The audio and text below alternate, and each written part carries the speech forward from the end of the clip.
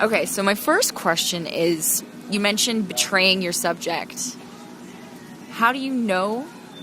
Betraying my subject? Yeah, that's something that you mentioned in the... Because you talk about your sister and how she felt betrayed. The subject of my film. Yeah. She felt betrayed. Yes, yeah. Yes. So when does that happen? And when should it happen? I don't think it should. I think I made a mistake as a filmmaker, as an inexperienced filmmaker trying to make a documentary. I was not sensitive enough towards my family. Right. So it shouldn't happen. I made a mistake. So even artistically, you think that sometimes, like, there is no leeway for that? I think it's very different. Now I make theater. Theater is not a documentary. Right. Right? In theater, there's a lot of freedom to interpret things and to change things for artistic reasons. In documentary, when you film something, it is the way it is. Particularly when you're filming your own family. Right. I just think I made a mistake there. She was right now as well. The second question I have is, how has your relationship to your mother changed since you created this? That's a great question. When I was young, when I was a teenager, I always knew I had the cool mom. Whenever I brought my friends over from school, they always thought she was so cool. And now my mother is dead, and I still bring my friends, and I still think she's so cool. So in a way,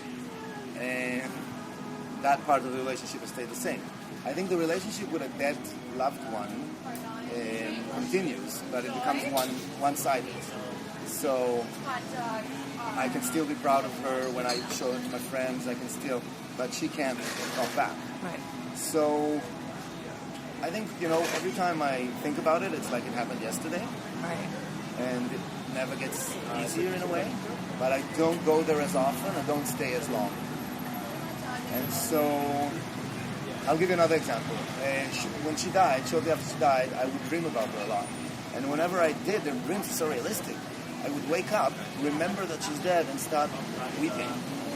Now, I wake up and I got a big smile on my face. Because you've had a wonderful Because I memory. hung out with her for an hour. Yeah. The dream is like, and doing this show is a little bit like dreaming about my mother. Oh, that's wonderful. It's getting to spend time with her. That's amazing. Amazing. So in terms of the audience, what are 3 things you would love to result from seeing this show?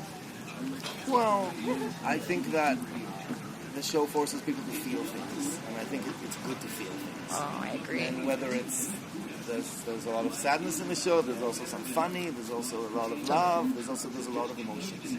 And so I think that's the main thing that I hope I'm trying to reach out to them and make them feel something. And I'm sure they all thought about their mothers when they left the theater. Mothers think about their sons. Mothers think about their sons and about their children. And I think all that is good. Yeah, definitely. Well, that's it. So maybe that wasn't hard enough. I don't know. 3 hard questions. Thank you very much.